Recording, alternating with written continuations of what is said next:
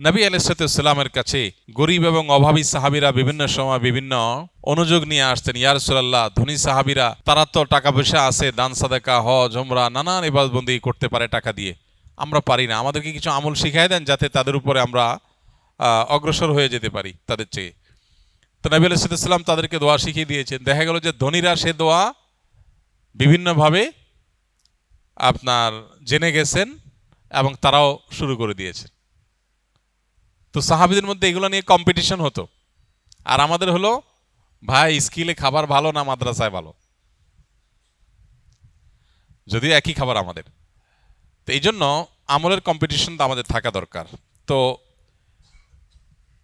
এই সমস্ত মানুষগুলো যাদের হজ করার সুযোগ সামর্থ্য হয় না অর্থের অভাবে, হজ করার যে ফরজ বিধান সেটা আদায় না হলেও হজের সওয়াব অল্প স্বল্প সওয়াব না, এটা কিছু কিছু আমলের মধ্যে আল্লাহ তাআলা রেখেছেন। নবী আলাইহিসসালাম বিভিন্ন হাদিস আমাদেরকে বলেছেন। এর ভিতরে একটা হলো ইশরাক।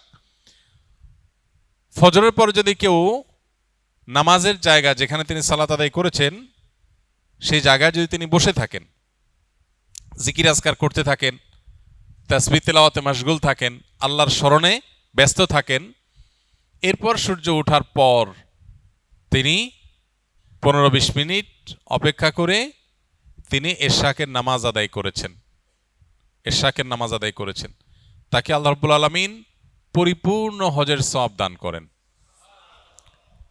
তাহলে একটা আমল পেলাম যে আমলের মাধ্যমে হজের সওয়াব লাভের একটা সুযোগ তৈরি হতে পারে।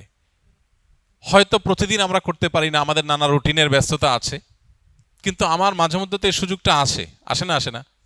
জুমার দিন অফিস আদালত স্কুল কলেজ ক্লাস থাকে না, তো আমি জুমার দিন যদি প্ল্যান করি যে বৃহস্পতিবার আগে শুয়ে যাব, শুক্রবার সকালে আমলটা করে আমি তারপরে ঘুমাবো, সম্ভব না ইনশাল্লাহ।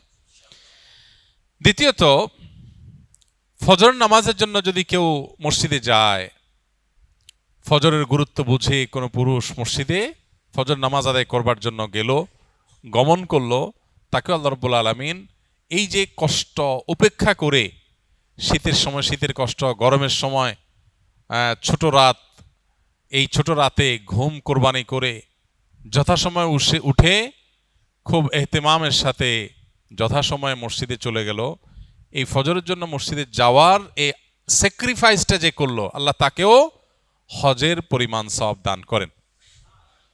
ঠিক একইভাবে ওমরাতুন ফি রমাদান তা'দিলু হাজ্জাহ, নবী রাসূলুল্লাহ সাল্লাল্লাহু আলাইহি ওয়াসাল্লাম বলেছেন, রমজানে যদি কারোর উমরা করার তৌফিক হয় সেটা একটা হজের সমান হয়।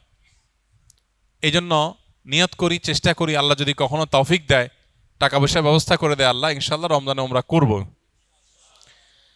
আরেকটা আমল হলো, যদি কেউ মসজিদে ইলম অর্জন করার উদ্দেশ্যে যায়, এই যে আপনারা এসছেন, আসার সময় যদি নিয়ত থাকে যে আমি কোনো দ্বীনি বিষয় শিখব, কোরআন হাদিস সম্পর্কে জানব, কিছু মাসাইল সম্পর্কে অবগত হব, কোরআন বা হাদিসের দার্স থেকে আমি ইলম হাসিল করব, দ্বীন জানব, ইলম হাসিলের উদ্দেশ্যে মসজিদে যায়, মসজিদে কোনো দ্বীনি প্রোগ্রাম হবে, গিয়েছে শুধু দ্বীন জানার জন্য, দ্বীনের ইলম হাসিলের জন্য, ইলম অর্জনের জন্য যদি কেউ মসজিদে যায়, তাকেও আল্লাহ তাআলা হজের সমান সওয়াব দান করেন।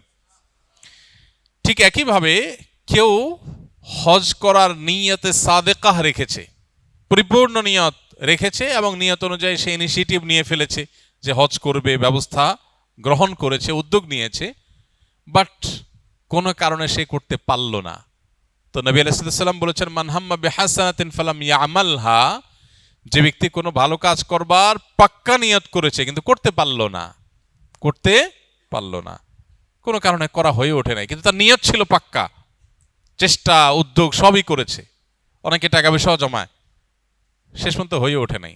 কিন্তু এই যে তার পাক্কা নিয়ত ছিল, চেষ্টা ছিল, উদ্যোগও গ্রহণ করেছে, শুধু মুখোমুখি নিয়ত না, এরকম সিরিয়াসনেস থাকার কারণে, উদ্যোগ থাকার কারণে সে হজ যদি করতে নাও পারে, যে কোনো কাজের ক্ষেত্রে এটা প্রযোজ্য, সেটা যদি করতে নাও পারে, আল্লাহ তাকে তার সমান সওয়াব দান করেন। আরেকটা আমল হলো, এটা একেবারে হাদিসে আলাদা স্পষ্ট বলা আছে, নবী করিম সাল্লাল্লাহু আলাইহি সাল্লাম বলেছেন, মান জাহাজা, যে ব্যক্তি প্রস্তুত করে দিবে কোন গাজিয়ান, আল্লাহর রাহের কোন যোদ্ধাকে, কোন মুজাহিদকে, আল্লাহর রাহে জিহাদের জন্য বের হবে, তার জন্য যা ব্যবস্থা দরকার সেটা ব্যবস্থা করে দিয়েছে। আও হাজ্জান, অথবা কোনো হজ যাত্রীর হজে যাওয়ার ব্যবস্থা করে দিয়েছে, আল্লাহ কাউকে আর্থিক সঙ্গতি দিয়েছে, সে ব্যবস্থা করে দিয়েছে। অথবা কোনো রোজাদারকে ইফতার করিয়েছে।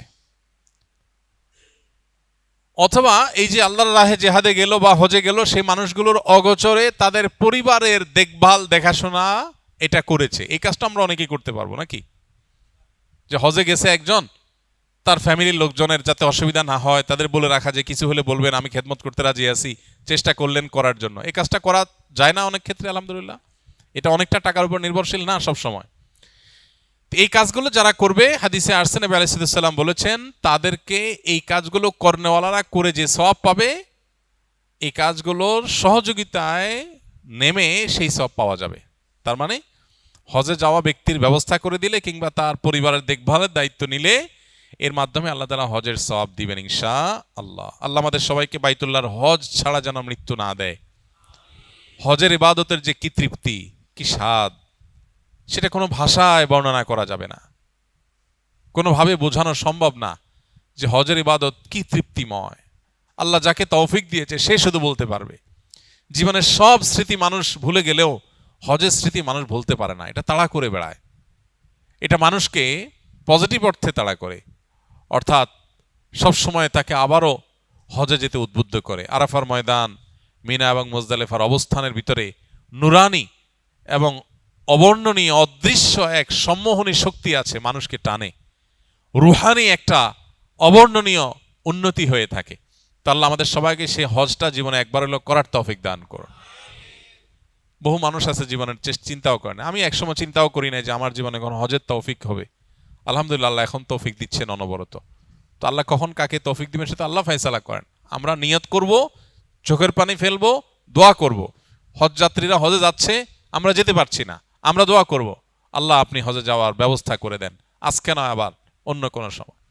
আমি প্রথম হজে গিয়ে আরাফাতের ময়দানে আল্লাহর কাছে, আরাফাতের ময়দানের দোয়া মিস হয় না, দোয়া কবুল হয়।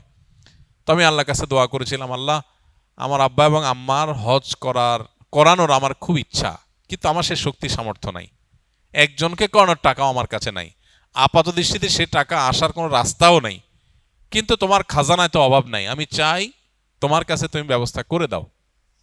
দোয়া করছি, আমার কাছে হজ করাবার কোনো সামর্থ্য নাই, কিন্তু আমার খুব ইচ্ছা যে আল্লাহ আমার বাবা মা জীবদ্দশা আমি হজ করলাম, তাদেরকে হজ যেন করাইতে পারি। খুব দোয়া করলাম, খুব দোয়া করে আসলাম, দেশে আসলাম হজ করে।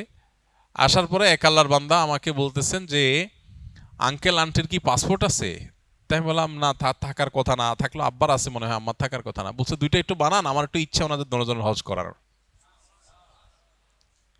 ও প্রথমবার হয়েছে আব্বারটা শুধু। এরপরে আমেরিকা থেকে এক আল্লাহর বান্দি উনি বলতেছেন যে আপনার আব্বা আম্মাকে হজ করার আমার ইচ্ছা। অর্থাৎ দুইজন লোক, একজন শুধু আব্বারটা আর একজন আব্বা আম্মা দুইজনেরটা। এবং পরবর্তী হজ আসার আগে আগে দোয়া কবুল হয়ে গেছে। আবার অনেক সময় দোয়া কবুল হতে দেরি হতে পারে, তাতে কি? এই জন্য হজ করার তাড়া, ব্যথা, দরদ এটা অন্তরে লালন করতে হবে, দোয়া করতে হবে, চোখের পানি ফেলতে হবে। যখন মানুষ হজ করতে যাবে নিজের মধ্যে সে আগ্রহ জাগতে হবে, আল্লাহ গল্প দেওয়ার জন্য না, সেলফি তোলার জন্য না, আমি হজ যেতে চাই হজের সুফল পরিপূর্ণভাবে ভোগ করার জন্য, নিষ্পাপত্বের যে সওয়াব, যে ফজিলত এটা অর্জন করবার জন্য। দোয়া করবো তো ইনশাআল্লাহ।